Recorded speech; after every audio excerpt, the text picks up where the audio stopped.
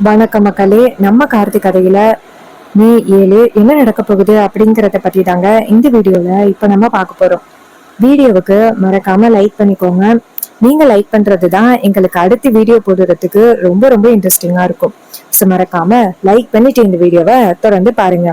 என்ன நடக்குது அப்படின்னு பாத்துக்கிட்டீங்கன்னா, நம்ம ஹீரோயின் அவங்க அம்மாட்ட கேக்குறாங்க, அம்மா இந்த என்கேஜ்மெண்ட்டை நீங்க எதுக்கு இப்ப அவசர அவசரமா பண்றீங்க? அவருடைய தாத்தா பாட்டி வந்த பிறகு இந்த என்கேஜ்மெண்ட்டை நீங்க நடத்தலாம்ல. அதை விட்டுட்டு அவரு அவங்க எல்லாரும் வரதுக்கு முன்னாடியே ஏமா நீங்க இப்படி அவசர அவசரமா பண்றீங்க? அப்பாவுக்கு கூட கொஞ்சம் கூட விருப்பமே இல்ல, ஏமா இப்படி பண்றீங்க அப்படின்னு கேக்குறாங்க. அதுக்கு ஈஸ்வரி சொல்றாங்க, இங்க பாருமா, உனக்கே தெரியும் ரெண்டு குடும்பத்துக்கு நடுவுல என்ன பிரச்சனை இருக்கு அப்படின்னு உனக்கு தெரியும். இப்ப மட்டும் இந்த கல்யாணம் நடக்கல அப்படின்னு வச்சுக்கேன், அப்புறம் கடைசி வரைக்கும் இந்த குடும்பம் ஒண்ணு சேராமையே போயிடும். அப்படி நடக்கணும்னு நீ நினைக்கிறியா? உங்க அப்பா எந்த அளவுக்கு அவங்க அம்மாவை மிஸ் பண்றாங்கன்னு உனக்கு தெரியும்ல. கிட்டத்தட்ட 30 வருஷம் ஆயிருச்சு, ரெண்டு குடும்பமும் ஒண்ணு சேரவே இல்லை. உன் கல்யாணத்துலயாவது ரெண்டு குடும்பமும் ஒண்ணு சேரணும் அப்படின்னு நான் நினைச்சுதான் உன்கிட்ட கேக்குறேன். உங்க அப்பாவும் ரொம்ப சந்தோஷப்படுவாரு அவங்க அம்மா கூட சேர்ந்து. ஆனா நீ என்னடான்னா வேண்டான்னு சொல்லி ரொம்ப அடம் பிடிக்கிற. இங்க பாருமா, கொஞ்சம் யோசிச்சு பாருமா. இந்த நிச்சயதார்த்தமும் கல்யாணமும் ரொம்ப முக்கியம், சரியா? நிச்சயதார்த்தத்தை பண்ணிட்டா யாராலையும் தடுக்க முடியாது. இப்போ நம்ம இந்த ரிஜிஸ்டர் மேரேஜுக்கு போனோம், அங்கேயே ஏதோ சொல்லி இந்த ரிஜிஸ்டர் மேரேஜ் ஸ்டாப் பண்ணிட்டாங்க. அதே மாதிரி கல்யாணத்தை நிப்பாட்டுறதுக்கும் நிறைய வாய்ப்புகள் இருக்கு. அதனாலதான் நான் யார்கிட்டயே சொல்லாம இப்படி அவசர அவசரமா ஏற்பாடு பண்றேன். என்ன பொறுத்த வரைக்கும் உங்க அப்பா ரொம்ப சந்தோஷமா இருக்கணும், எனக்கு அதான் முக்கியம். அதனாலதான் இந்த ஏற்பாடுகள் எல்லாத்தையுமே நான் பண்ணிக்கிட்டு இருக்கேன். அம்மாடி, நான் சொல்றதை கேளுமா அப்படின்னு சொன்னதும் ஹீரோயின் யோசிக்கிறாங்க. ஈஸ்வரி நேரா ரேவதியோட கையை பிடிச்சு, அம்மாடி என்னம்மா யோசிக்கிற? 30 வருஷத்துக்கு முன்னாடி நான் பண்ண தப்ப திருத்திக்கிறதுக்காக நான் உங்ககிட்ட ஒரு வாய்ப்பு கேக்குறேம்மா. தயவு செஞ்சு சரி அப்படின்னு ஒத்துக்கிடுமா. உடனே ஹீரோயின் சொல்றாங்க, சரிம்மா, அப்பாவோட சந்தோஷத்துக்காகவும் இந்த குடும்பம் ஒண்ணு சேரணும் அப்படிங்கறதுக்காகவும் தான் நான் இந்த கல்யாணத்துக்கு ஒத்துக்கிட்டேன். கொஞ்சம் அவரை புரிஞ்சுக்கணும் அப்படிங்கறதுக்காக தான் உங்ககிட்ட 6 மாசம் டைம் கேட்டேன். ஆனா இந்த குடும்பத்துக்கு பிரச்சனை வரும், சீக்கிரம் இந்த குடும்பம் சேரணும் அப்படின்னா இந்த கல்யாணம் அவசரம் அப்படின்னு நீங்க சொல்றீங்க. அப்போ அதுக்கும் நான் ஒத்துக்கிறேம்மா. என்ன பொறுத்த வரைக்கும் இந்த குடும்பத்துக்காக மட்டும்தான் நான் இந்த கல்யாணத்துக்கு ஒத்துக்கிறேம்மா. ஈஸ்வரி சொல்றாங்க, அம்மாடி, என் பேச்ச நீ கேட்பனே எனக்கு நல்லாவே தெரியுமா. நீ என் பொண்ணு, கண்டிப்பா நீ என் பேச்ச கேட்பன்னு தெரியும் அப்படின்னு ஈஸ்வரி சொல்றாங்க. அதுக்கு நம்ம ஹீரோயின் சொல்றாங்க, சரிம்மா, நீங்க அப்பா கிட்ட இந்த விஷயத்த பத்தி சொல்லுங்கம்மா. ஈஸ்வரி சொல்றாங்க, சரி, அத நான் பாத்துக்கிறேன். நீயும் ரோகவும் சேர்ந்து கோவிலுக்கு போயிட்டு வரீங்களா? ஏன்னா ரொம்ப சந்தோஷமான ஒரு விஷயத்த முடிவு பண்ணிருக்கேன். இந்த நேரத்துல நீங்க ரெண்டு பேரும் கோவிலுக்கு போயிட்டு வாங்க அப்படின்னு. எதுக்காக அப்படி சொல்றாங்கன்னா, அப்பதான் அவங்க அப்பா கிட்ட பேசலாம் அப்படிங்கறதுக்காக. ரேவதியும் சரிம்மா அப்படின்னு நேரா அவங்க அக்கா கிட்ட போறாங்க. ஈஸ்வரி ரோகுவை பார்த்து, ரோகு, ரெண்டு பேரும் சேர்ந்து கோவிலுக்கு போயிட்டு வாங்க அப்படின்னு சொல்ல, ரோகுவும் சரிம்மா அப்படின்ட்டு நேரா கூட்டிக்கிட்டு கிளம்புறாங்க. வீட்டுல ராஜா இருக்காரு. ஈஸ்வரி நேரா ராஜா கிட்ட, இங்க பாருங்க, உங்ககிட்ட ரொம்ப முக்கியமான ஒரு விஷயத்த பேசணும். அதுக்காக தான் ரேவதிய கோவிலுக்கு அனுப்புனேன். ராஜா கேக்குறாரு, என்ன முக்கியமான விஷயத்த பேச போற நீ? ஈஸ்வரி சொல்றாங்க, இங்க பாருங்க, உங்களுக்கே தெரியும், நம்ம பொண்ணோட கல்யாணம் நடந்து கொஞ்சம் கூட சரிப்பட்டு வரல. எனக்கு அந்த டிரைவர் பையில பிடிக்கல. எனக்கு விருப்பமான ஒருத்தனை கூட்டிட்டு வந்து ரேவதிக்கு கல்யாணம் பண்ணி வைக்க போறேன். இதை கேட்டதும் ராஜா சொல்றாரு, இங்க பாரு, நீ பண்றது கொஞ்சம் கூட சரியே இல்ல. மாப்பிள்ளைக்கு கண்டிப்பா ரேவதிய ரொம்ப பிடிக்கும். ரேவதிக்கு ஞாபகங்கள் இல்லாததுனாலதான் அவளும் இப்ப உன் பேச்சை கேட்டுக்கிட்டு இருக்கா. அவளுக்கு பழைய ஞாபகங்கள் வந்துருச்சு அப்படின்னா உன்னை அவ பெரிய விஷயமாவே எடுத்துக்க மாட்டா. நீ தேவையில்லாம இப்படி முடிவு பண்ணி கடைசியில ரேவதி கிட்ட நீ திட்டு வாங்க போற. ஈஸ்வரி சொல்றாங்க, இங்க பாருங்க, உங்ககிட்ட நான் ரேவதிக்கு கல்யாணம் பண்ணணும் அப்படின்னு அனுமதி கேட்டு ஒன்னும் பேசல. நாளைக்கு ரேவதிக்கு முகூர்த்த கால் நட போறேன். ஒரு வாரத்துல கல்யாணமும் பண்ண போறேன். நான் பண்ண போறேன் அப்படின்னு உங்ககிட்ட இன்ஃபர்மேஷன் தான் சொல்றேன். இதுக்கு இடையில இந்த கல்யாணத்தை தடுக்கணும் அப்படின்ட்டு நீங்க ஏதாவது ஒரு வகையில முயற்சி பண்ணீங்க அப்படின்னா நான் கண்டிப்பா இந்த வீட்டை விட்டு போயிருவேன். அதுக்கப்புறம் உங்க பொண்ணுங்களையும் உங்களையும் நான் பார்க்கவே மாட்டேன். இதை கேட்டதும் ராஜா ஷாக் ஆகுறாரு. ஈஸ்வரி சொல்றாங்க, அதுக்காக தான் என் பொண்ணை வெளியில அனுப்புனேன் உங்ககிட்ட பேசுறதுக்கு. என் பொண்ணு கிட்ட உண்மைய சொல்லி இந்த கல்யாணத்தை நிப்பாட்டணும் அப்படின்னு பாத்தீங்கன்னா நான் மனுஷியாவே இருக்க மாட்டேன் அப்படின்னு சொல்லிட்டு ஈஸ்வரி நேரா கலா கிட்ட போயிட்டு, கலா, நாளைக்கு என்கேஜ்மெண்ட்டுக்கான எல்லா ஏற்பாடுகளையும் நீ பண்ணிரு. கலா சொல்றாங்க, மேடம் சொல்லிட்டீங்கல்ல, எல்லா ஏற்பாடுகளையும் நான் சிறப்பா பண்ணிடுறேன், நீங்க கவலைப்படாதீங்க அப்படின்னு சொல்ல, ஈஸ்வரியும் சரி அப்படின்னு சொல்லிட்டு ராஜாவை பார்த்து முறைச்சுக்கிட்டு அந்த இடத்துல இருந்து போறாங்க. இது எல்லாம் பார்த்துட்டு ராஜாவுக்கு ரொம்பவே கவலையா இருக்கு. இவகிட்ட நம்ம எத்தனை தடவை சொன்னாலும் இவ கொஞ்சம் கூட கேட்கவே மாட்டா போலயே, இந்த கல்யாணம் ரொம்ப தப்பு, அவளுக்கு புரியவே மாட்டேங்குதே அப்படின்னு அவரு ரொம்பவே கவலைப்படுறாரு. அப்புறமா ரோகவும் ரேவதியும் சேர்ந்து கோவிலுக்கு போறாங்க. அங்க போயிட்டு சாமி கும்பிடும் பொழுது ஐயர்கிட்ட சொல்றாரு. அப்போ பக்கத்துல ஒருத்தவங்க பாத்துக்கிட்டு இருக்காங்க. ஐயரே, எனக்கு வந்துட்டு நாளைக்கு நிச்சயதார்த்தம் நடக்க போகுது, அதுக்காக சாமி பேர்ல அர்ச்சனை பண்ண வந்திருக்கேன் அப்படின்னு சொல்லி பேசுறாங்க. இத கேட்டுட்டு அங்க உள்ள ஒரு அம்மா ஷாக் ஆகுறாங்க. என்னடா இது, இந்த பொண்ணு நாளைக்கு நிச்சயதார்த்தம்னு சொல்லுது, இது ஈஸ்வரி அம்மாவோட பொண்ணு தானே, இந்த பொண்ணுக்கு ஏற்கனவே கல்யாணம் ஆகிருச்சு, கழுத்துல தாலி கூட இல்ல, என்ன நடக்குது, ஒருவேளை தெரியாம கழுத்துல தாலியை கலட்டி வச்சிருப்பாங்களோ என்னன்னு தெரியலையே, நம்ம கேட்போம் அப்படின்ட்டு நேரா ரேவதிய பார்த்து, அம்மாடி நீ ஈஸ்வரி அம்மாவோட பொண்ணு தானே அப்படின்னு ரேவதி சொல்றாங்க. ஆமா, ஈஸ்வரி அம்மாவோட பொண்ணுதான், ஏன் என்கிட்ட ஏதாவது முக்கியமான விஷயம் பேசணுமா அப்படின்னு கேக்குறாங்க. அதுக்கு அவங்க சொல்றாங்க, அம்மாடி என்னம்மா இது, கல்யாணம் ஆன பிறகு கழுத்துல தாலி இல்லாம இருக்கிற, என்னம்மா இது கோலம் அப்படின்னு கேக்குறாங்க. இத கேட்டதும் ரோகு ஷாக் ஆகுறாங்க. அப்ப ரோகு அவங்கள பார்த்து, என்னங்க நான் எங்களுக்கு கொஞ்சம் வேலை இருக்கு, நாங்க கிளம்புறோம் அப்படின்னு. அப்ப அவங்க சொல்றாங்க, அம்மாடி வீட்டுல ஏதாவது பிரச்சனையாமா, ஏதாவது பிரச்சனைனா சொல்லுமா, நாங்க பாத்துக்கிறோம், பாரு இந்த மாதிரி எல்லாம் கழுத்துல தாலி போடாம இருக்க கூடாது, ஈஸ்வரி இந்த விஷயத்த பத்தி உன்கிட்ட ஏதாவது பேசினாலா இல்லையா, இப்படிதான் ஒரு பொண்ணு கழுத்துல தாலி இல்லாம இருக்கிறதா அப்படின்னு கேக்குறாங்க. இதையெல்லாம் கேட்டதும் நம்ம ஹீரோயினுக்கு ரொம்பவே அதிர்ச்சி ஆகுது.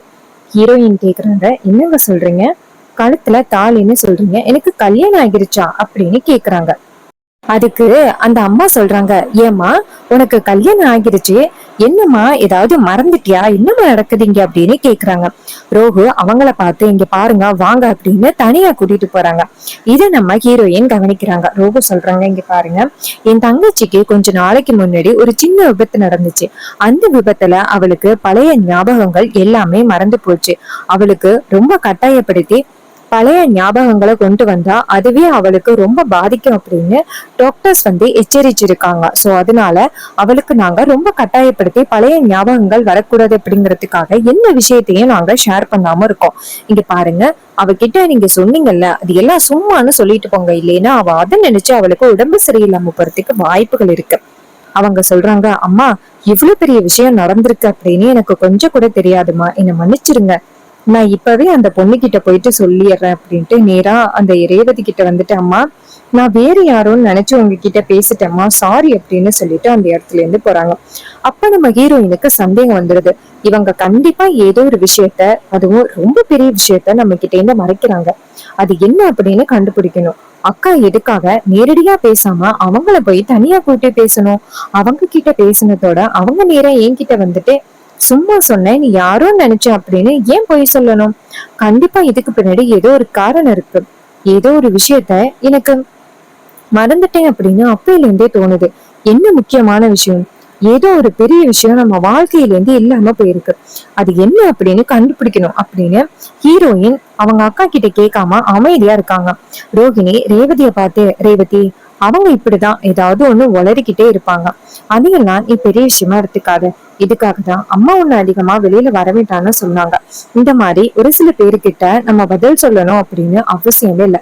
அப்ப ஹீரோயின் சொல்றாங்க, சரிக்கா அப்படின்ட்டு. அப்ப ரோஹிணி சொல்றாங்க, சரி வா, ரொம்ப நேரம் நம்ம இங்க இருக்கிறது நல்லது கிடையாது, வா போகலாம் அப்படின்னு சொல்லிட்டு ஹீரோயினை கூட்டிக்கிட்டே நேரா வீட்டுக்கு கிளம்புறாங்க. அப்ப நம்ம ரோஹிணிக்கு ஒரே சந்தேகமா இருக்கு, அவங்க பேசுனது ரேவதிக்கு ஏதாவது சந்தேகம் வந்திருக்குமோ, அவளுக்கு வேற பழைய ஞாபகங்களை ரொம்ப கட்டாயப்படுத்தி கொண்டு வரக்கூடாது அப்படின்னு வேற சொல்லியிருக்காங்க, இதனால அவளுக்கு ஏதாவது பிரச்சனை ஆனிச்சு அப்படின்னா என்ன பண்றது, அம்மா என்ன கண்டிப்பா ஏதாவது சொல்ல போறாங்க அப்படின்ட்டு ரோஹிணி வீட்டுக்கு ரேவதியை கூட்டிட்டு வராங்க. ரேவதி நேரா ரூமுக்குள்ள போயிடுறாங்க, யாருகிட்டயுமே பேசவே இல்லை. சரி ரோஹிணிய பார்த்து, ரோஹிணி என்னாச்சு, ரேவதி அவ பாட்டுக்க நேரா ரூமுக்கு போயிட்டு கதவை சாத்திட்டா ஏதாவது பிரச்சனையா, கோவில்ல என்ன நடந்துச்சு? ரோஹிணி நினைக்கிறாங்க இந்த விஷயத்த பத்தி அம்மா கிட்ட சொன்னா அம்மா கண்டிப்பா நம்ம பேர்ல ரொம்ப கோவப்படுவாங்க. அவங்க கிட்ட எவ்வளவு சொன்னாலும் காது கொடுத்து கேட்க மாட்டாங்க. சோ இப்போதைக்கு நம்ம அவங்க கிட்ட சொல்லாம இருக்கிறது நல்லது அப்படின்னு ரோஹிணி சொல்றாங்க. இல்லம்மா, அதெல்லாம் ஒரு பிரச்சனையும் இல்ல. நாங்க 2 பேரும் கோவிலுக்கு போயிட்டு சாமி கும்பிட்டுட்டு ரொம்ப ஹாப்பியா வந்துட்டோம். எந்த பிரச்சனையும் இல்ல அப்படின்னு சொன்னதும் ஈஸ்வரி சொல்றாங்க, சரி சரி, எதுவும் பிரச்சனையா இருந்துச்சுன்னா முன்கூட்டியே என்கிட்ட சொல்லிடு. அதுக்கு ரோகிணி சொல்றாங்க, சேச்சே அதெல்லாம் எந்த பிரச்சனையும் இல்லம்மா அப்படின்னு.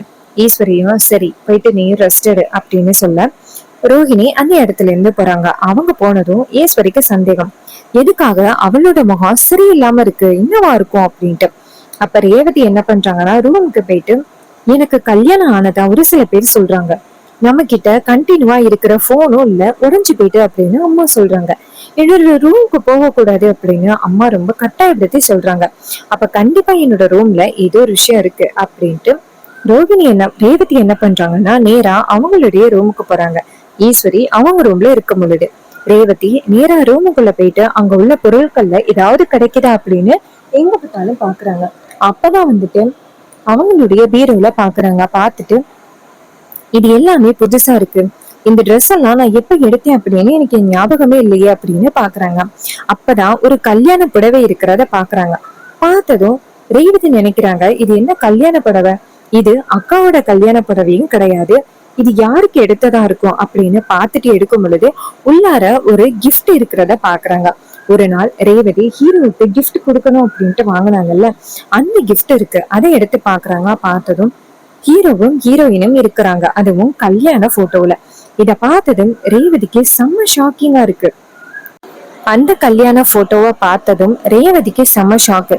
என்னடா இது, எம்பி சாரி ஏன் கூட இருக்காரு, அவருக்கும் எனக்குமா கல்யாணம் ஆகினுச்சு, எனக்கு ஒண்ணும் புரியலையே அப்படின்னு போட்டோவை இன்னும் பாக்குறாங்க. பார்த்துட்டு ரேவதிக்கு ரொம்பவே ஷாக்கிங்கா இருக்கு, தலைவலியாவும் இருக்கு. அப்ப ஈஸ்வரி வந்துட்டு ரேவதி அவங்களோட ரூம்ல நிக்கிறத பார்த்துட்டு ஷாக் ஆகி நேரா ரூமுக்குள்ள வராங்க. வந்துட்டு ரேவதி கையில வச்சிருக்கிற போட்டோவை டக்குனு பிடுங்கி கீழே வீசுறாங்க. இதே எதுக்கு நீ கையில வச்சிருக்க அப்படின்னு ரேவதி கேக்குறாங்க. அம்மா, எந்த விஷயத்த நீங்க என்கிட்ட மறைக்கணும் அப்படின்னு முயற்சி பண்றீங்க? அம்மா, எனக்கு ஏற்கனவே கல்யாணம் ஆகிருச்சா, இதனாலதான் எனக்கு கார்த்தியா அப்படிங்கிற பேர்ல ஒரு ஈர்ப்பு இருந்துச்சா. அப்ப எம்டி சார் என்னோட ஹஸ்பண்டா, ஏமா இவ்வளவு பெரிய விஷயத்த என்கிட்ட மறைச்சிங்க, இதுக்குதான் நீங்க அடிக்கடி எம்டி சாரை பாக்கணும்னு சொன்னீங்களா? அம்மா, நீங்க இவ்வளவு பெரிய விஷயத்த என்கிட்ட இருந்து மறைப்பீங்க அப்படின்னு நான் கொஞ்சம் கூட எதிர்பார்க்கவே இல்லம்மா, ஏமா என்கிட்ட இருந்து இவ்வளவு பெரிய விஷயத்த மறைச்சிங்க அப்படின்னு சொல்லிட்டு ரேவதி கேக்குறாங்க.